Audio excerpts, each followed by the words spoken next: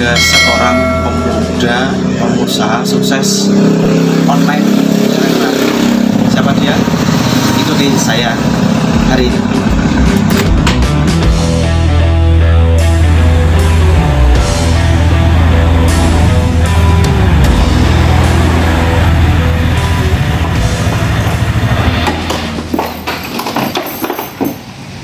Alhamdulillah. Nah, ini rumahnya. Anda ketemu seorang pemuda pengusaha sukses bisnis online yang dia rela resign dari kerjaannya untuk menggeluti bisnis ini. Kita akan ketemu orangnya. Assalamualaikum. Waalaikumsalam warahmatullahi wabarakatuh. Nah, ini orangnya.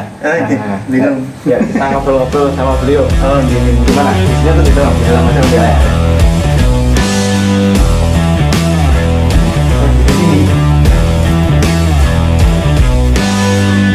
guys, ini sudah ketemu Mas Zainal, pengusaha muda bisnis online di lereng Merapi. Ya, lereng Merapi loh, desa ini. Kalau kalian lihat sekitarnya ini sawah-sawah semua, tapi di sini ada istana di tengah sawah.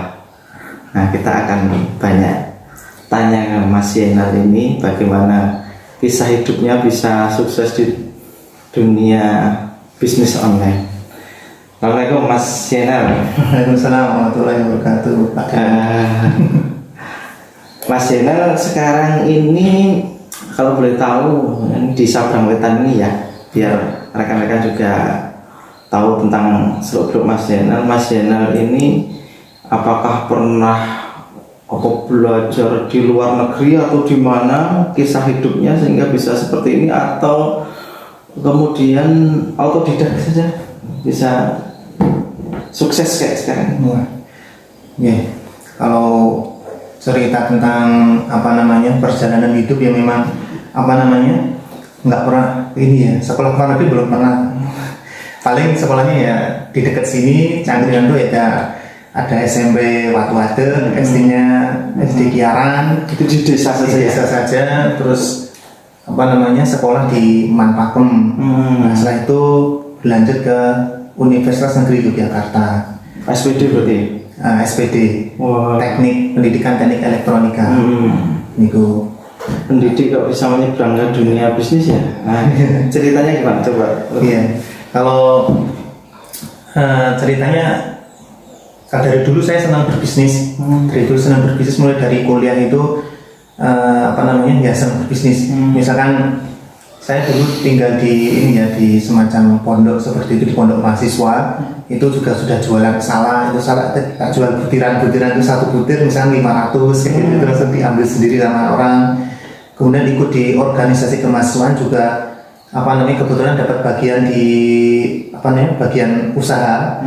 Gitu, di bagian usaha pernah ikut juga di semacam di kooperasinya Kopma UNJ itu pernah ikut. Nah, kemudian saya ikut di lembaga dakwah juga, kemudian diamanai untuk bagian ekonomi seperti itu. Jadi memang dari dulu senang untuk berwirausaha.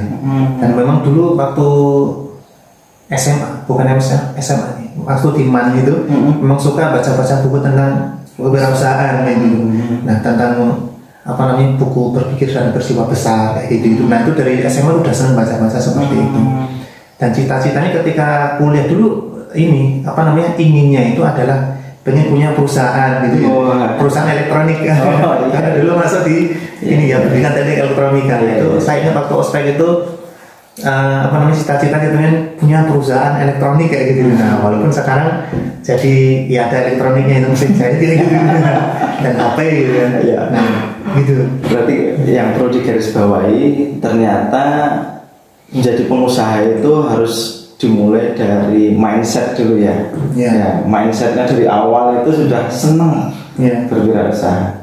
Terus kabarnya dulu Mas Zainal ini pernah kerja juga ya, pernah kerja terus kemudian katanya resign juga. Gimana? Iya.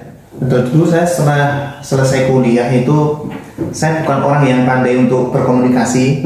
Jadi saya kemudian ini sebenarnya salah, tapi baru tahu salah setelah dijalankan. Makanya orang tuh kadang jalanin dulu aja, nanti ketika jalan itu tahu, oh ini salah, ini benar. Katanya bukan salah, namanya pengalaman. Ya. Saya lama di dalam hal komunikasi, kemudian saya belajar komunikasi ya, gimana caranya ya? Oh inilah jadi penyiar radio kan harus banyak ngomong gitu ya. Pikir komunikasi itu adalah ngomong. Pernah jadi penyiar radio juga. Nah, jadi penyiar radio, jadi penyiar radio di NTFM sambil menunggu yudisi, sambil menunggu wisuda itu daftar jadi penyiar sama daftar di marketing. Marketing harus banyak komunikasi kan. Nah, marketing kemudian keterima di perusahaan otomotif di Yogyakarta. Nah, itu saya dua tempat kerja gitu. Jadi kalau siang itu di tempat perusahaan otomotif itu tadi sebagai marketing, kalau malam di radio gitu. Jadi kalau meeting pagi itu biasanya karena capek akhirnya jadi ngantuk tertidur kayak gitu. Kan biasanya itu ya pasti setiap pagi ada meeting gitu ya kalau di perusahaan tersebut. Jadi udah tetap biasa kerja keras, pagi kerja, malam kerja, malam kerja. Nah itu dulu seperti itu. Itu dulu. Jadi kadang pulang ke rumah itu cuma ambil salin gitu, cuma ambil baju ganti, kemudian pergi lagi gitu. Jadi lebih banyak di luarnya daripada di rumahnya. Nah setelah itu saya di perusahaan otomotif kurang lebih 4 tahun. Setelah 4 tahun, di tahun keempat itu istri kebetulan saat itu udah mulai Facebook gitu ya, Facebook udah mulai. Jadi itu tahun 2012 ya, 2012 2013 itu 8 tahun. Iya. Facebook udah mulai ini ya, mulai banyak orang jualan. Walaupun awal-awal itu adalah jualan barang-barang bekas gitu, barang second, pre-love kalau sekarang istilahnya. Itu kita dulu jualan baju bayi gitu ya, baju anak bayi kayak gitu, perlengkapan bayi kayak gitu. Namanya itu Toko Bayi Jogja.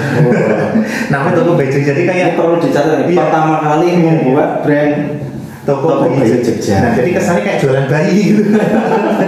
Dan Toko Bayi Jogja itu namanya aneh sekali ya. Kita cuma mulaan di sebuah toko, terus kemudian kita upload gitu ya di Facebook, terus kemudian kita antarin kayak gitu. Ya, seperti itu, harga 10.000, 20.000. Itu pernah kita ngantar kaos kaki itu malam-malam ya. Malam-malam ngantar kaos kaki itu iya paling berarti berapa sih gitu kan? Harga 15.000 dilalui ya. Nah, dulu pernah seperti itu. Nah, tahun 2013 itu istri udah mulai jualan coba-coba jualan baju muslimah ya, ternyata responnya bagus. Saat itu kemudian kita coba nawarkan di Facebook itu untuk pemesanan secara PO, pre-order. Jadi ada barang kita foto, terus kemudian kita tawarkan siapa yang mau pesan. Nah, ternyata responnya bagus. Karena saat itu baju muslimah, baju syari seperti usaha kita yang sekarang kita jalankan itu belum ngetren sekarang ya, soalnya banyak pemainnya. Kalau dulu masih jarang, baru 1-2. Jadi memang termasuk gelombang pertama lah. Gelombang pertama orang yang jualan gamis syari kayak gitu. Nah, ternyata bagus. Ternyata penjualannya bagus. Setiap hari itu pesanan ada saja kayak gitu. Dan kita belum punya penjualan hari itu. Nah, kita jahitkan ke kita cari-cari dan tidak mudah ternyata karena itu pakai bahannya kalau dulu itu jersey itu belum banyak orang yang bisa menjahit dengan bahan tersebut. Kalau sekarang udah banyak yang bisa. Kalau dulu kita nyarinya susah sampai muter-muter keliling. Itu susahnya karena apa? Karena dijahit bleok-bleok gitu ya. Dan dijahit itu dia melar-melar dan sebagainya kayak gitu, melar-melar, lentur gitu kan ya. Tapi enak dipakainya. Kalau dulu standar dulu itu enak. Kalau sekarang mungkin orang udah punya standar berbeda. Karena dulu masih awal jadi orang belum punya banyak referensi kan ya. Nah itu kita nyari penjahit itu sampai ke mana, sampai ke Gedong Kuning, sampai ke Bantul, sampai ke Karanganyar, sampai ke Pekalongan. Jadi muter-muter nyari penjahitnya itu luar biasa, nggak mudah ini yang seperti itu. Nah akhirnya malah ketemu dapat tetangga dusun yang bisa menjahit, orang Jawa Timur, dia yang kontrak di sekitaran Cangkringan. Nah, itu awal mula menjahit kita di situ itu. Nah karena udah bagus ininya dari si penjualannya harian itu, terus akhirnya karena kewalahan untuk ininya ya, untuk melayani orderan itu, dan saya masih bekerja juga di perusahaan otomotif tadi, akhirnya istri meminta untuk supaya resign, resign aja dibantu karena kalau dikerjakan sendiri itu sudah nggak mampu lah seperti itu. Akhirnya terus saya resign dari perusahaan otomotif tersebut. Padahal di perusahaan otomotif itu mesti salary-nya lumayan ya? Salary-nya lumayan, lumayan. Jadi sampai angka 10 juta gitu per bulan? Iya. 10, 20 meskipun nggak tiap bulan ya. Iya. Kadang cuma UMR aja, tergantung performa kinerja kita kan. Mesti di atas UMR, tapi mesti di atas UMR. Itu ditinggalkan. Nah, itu ditinggalkan karena melihat ternyata ketika saat itu saya merasa, wah, ini barangkali yang sini ini lebih dari sisi prospek lebih menjanjikan, dari sisi kenyamanan hati saya, kenyamanan. Karena kalau dengan perusahaan otomotif itu otomatis ada ininya ya, berhubungan dengan finance, dengan kredit, itu yang yang saya sendiri tentu nggak nyaman gitu ya, dengan riba dan sebagainya kayak gitu itu kan pasti itu prinsip ya. Nah itulah. Dan akhirnya ketika saya keluar dari perusahaan otomotif itu pun sebenarnya kalau dari sisi modal juga boleh dibilang udah nggak ada. Karena uang yang saya dapat dari perusahaan otomotif itu yang biasa dikumpulkan itu udah habis gitu ya. Habis karena banyak ketipu gitu ya. Ada yang ketipu di real estate, ada yang di investasi apa gitu. Jadi boleh dibilang ketika memulai usaha di konveksi di bisnis online ini juga boleh dibilang modalnya ya boleh dibilang cuma dari satu baju gitu. Dari satu baju yang kita beli, kebetulan dulu pakai sistemnya ini aja, amati, tiru, gitu. Baru seperti itu kita wah ini kelihatannya bagus, kemudian kita cekan, kita foto, nah itu. Terus ini kan yang namanya bisnis fashion kayak gini kan jelas melibatkan banyak orang, tidak hanya sendiri ya. Ini kan mungkin Mas Zainal punya penjahit-penjahit binaan yang ada di beberapa tempat atau kumpulan ibu-ibu yang bisa diberdayakan. Itu ada berapa itu kumpulan-kumpulan ibu-ibu yang diberdayakan di sekitar ini Mas ya? Iya, kalau kita kerjasama dengan ibu-ibu penjahit yang ada di sekitaran wilayah Cangkringan kayak gitu itu. Di wilayah Cangkringan itu kita ada satu kelompok penjahit, kemudian di Klaten ada, kemudian ada yang di Piungan juga ada, di Bantul juga ada, masing-masing satu gitu ya. Nah, sebenarnya ada lebih dari itu, cuma yang masih konsisten sampai sekarang kita kita continue terus bekerja sama dengan itu. Nah dulu pernah ya itu saya ceritakan awal tadi, ada yang di Karanganyar, itu malah perusahaan yang ya udah lumayan besar, itu malah boleh kita putus karena dari si kualitas kita lihat nggak masuk dari si kualitasnya itu. Terus kemudian dari Pekalongan juga pernah kita putus juga, terus dari yang Bandung juga dulu pernah gitu, Tangerang juga pernah. Berarti pengalamannya sudah banyak ya Mas ya. Mas Zainal ini berarti pengalamannya sudah melibatkan banyak orang, kemudian pernah ketipu nggak Mas kalau mulai usaha? Pernah? Ya, semua orang yang usaha itu biasanya pernah ketipu gitu. Tapi tetap bertahan toh, tidak menyerah. Ya, alhamdulillah masih bisa bertahan karena ketipunya sebenarnya bukan di sisi bisnisnya sih, tapi ya nggak ada hubungannya sebenarnya dengan bisnis, semua orang itu datang. Biasa bisnis kayak gitu. Tapi tetap bertahan di bisnis. Pasti kalau dari 2012 sampai sekarang 2020 ini sudah 8 tahunan ya. Kalau yang namanya orang mulai bisnis, artinya kita yang merencanakan sendiri mau menggaji orang dan lain sebagainya, namanya pengusaha ya. Itu pasti kan mengalami pasang dan surut ya. Dari 2012 sampai 2020 ini kan istiqomah dengan pakaian syar'i Mas. Ini pernah nggak mengalami kayak pasang surut ya? Ya, kalau dalam bisnis pasti ada pasang surutnya, termasuk sekarang dalam kondisi corona ini ya. Ini terkena juga ya? Iya, pasti terkena.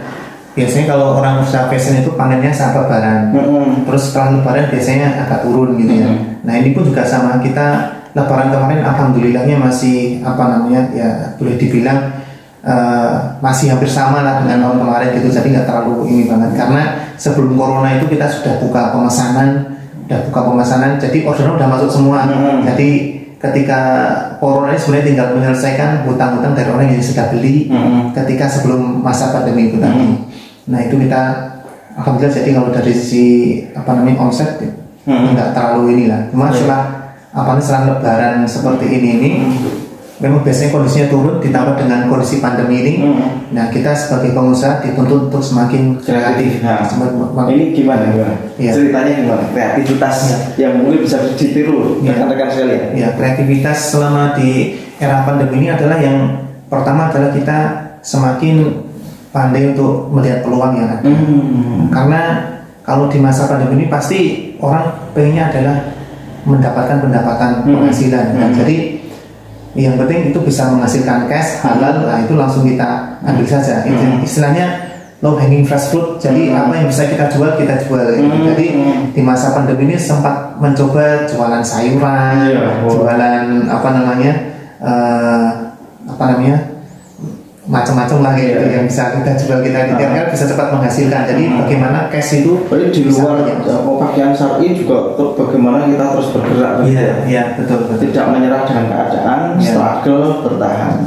Mentalitas pengusaha.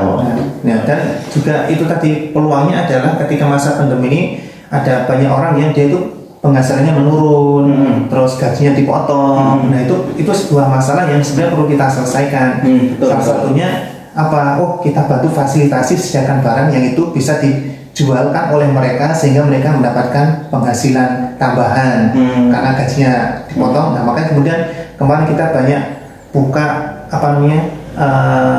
reselleran. Kita buka reseller apa saja, Mas? Ya, kalau produk-produk kita kemarin itu salah satunya ada segar Al-Quran, ada tasbih digital, terus ada multivitamin, seperti itu yang ini harapannya bisa sedikit membantu untuk teman-teman yang itu memang membutuhkan penghasilan tambahan karena dari sisi pekerjaan memang mereka pendapatannya berkurang seperti itu, dan sambutannya alhamdulillah luar biasa gitu. Alhamdulillah luar biasa. Kalau ngomong dari sisi omset, nah ini malah hampir yang ketika saya buka yang ini tadi itu omsetnya hampir sama dengan usaha saya yang kemarin ini yang lagi turun ini malah maunya lebih. Jadi luar biasa. Dan saya juga ada seorang teman itu yang ketika kondisi seperti ini jualan sayur itu omsetnya bisa luar biasa. Sebenarnya kayaknya pengusaha itu tidak ada matinya. Satu sisi sekarang terkena, kemudian dituntut kreativitas untuk bisa mencari solusi.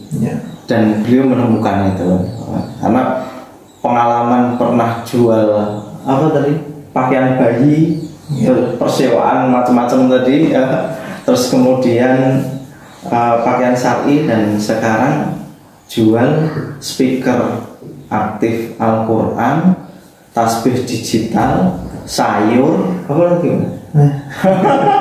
macam-macam lagi. Multivitamin, mentalitas pengusaha. Ini saya kira yang perlu kita tiru rekan-rekan sekalian, bagaimana membangun mentalitas pengusaha itu, tidak menyerah dengan keadaan.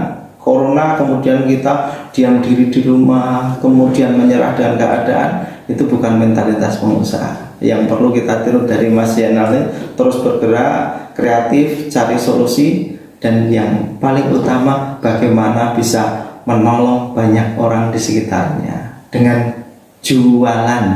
Dari dulu jualan itu sudah ada, dan beliau memformat jualan itu lebih eksklusif dengan online, dan hasilnya lebih besar. Mau ikutan dengan Mas Zainal? Mudah-mudahan di Sleman maupun di Indonesia mulai muncul Mas Zainal baru yang tidak menyerah dengan keadaan dan bisa membantu banyak orang. Terima kasih Mas Zainal, inspirasinya. Sukses selalu, dan mudah-mudahan keluarga Mas Zainal juga penuh berkah karena juga ikut membantu banyak orang di sekitarnya. Begitu silakan Pak Yani. Assalamualaikum warahmatullahi wabarakatuh. Salam sukses.